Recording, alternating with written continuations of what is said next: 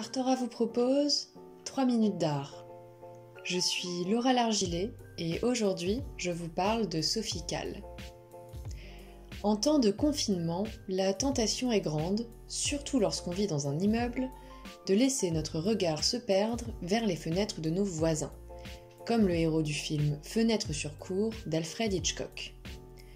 Que font-ils ces gens qui, comme nous, sont assignés à résidence ?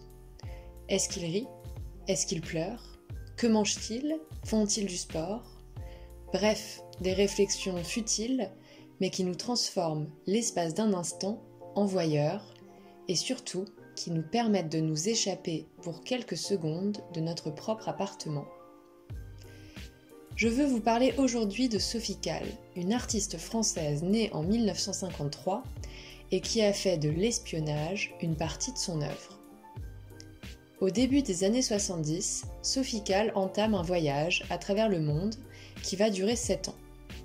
À son retour à Paris, seule, sans amis et sans projet professionnel précis, elle commence à suivre au hasard des inconnus dans la rue. Elle dit : « Je me suis aperçue que cela donnait une direction à mes promenades.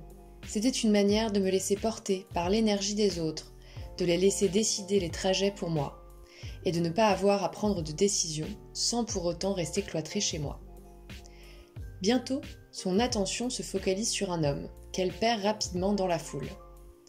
Le soir même, c'est ce même homme qu'on lui présente lors d'une réception. Il lui fait alors part de son départ imminent pour Venise et elle décide de continuer sa filature. Elle fera de cette expérience un livre, Suite vénitienne, un mélange savant entre fiction et autobiographie, la marque de son œuvre.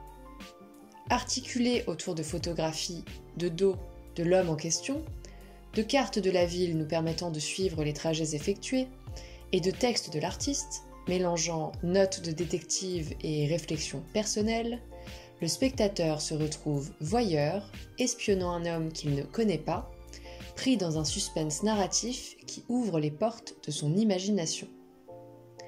Elle inversera en 1981 les rôles, demandant à sa mère d'engager un détective privé pour la suivre toute une journée.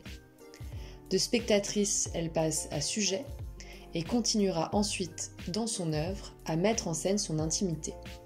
Car, si nous sommes enfermés, ne rêvons-nous pas tous de magnifier notre quotidien, de devenir les héros de notre propre existence ?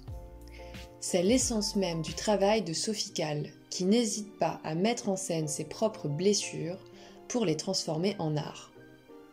En 2007, elle représente la France à la Biennale de Venise avec l'installation « Prenez soin de vous ». Faisant suite à une lettre de rupture se terminant par ces quelques mots, elle demande à 107 femmes, chanteuses, juges, historiennes, danseuses, écrivaines, d'interpréter ces mots à l'aune de leur profession. Le projet artistique se fait collectif et renvoie le spectateur à sa propre histoire, à sa propre intimité.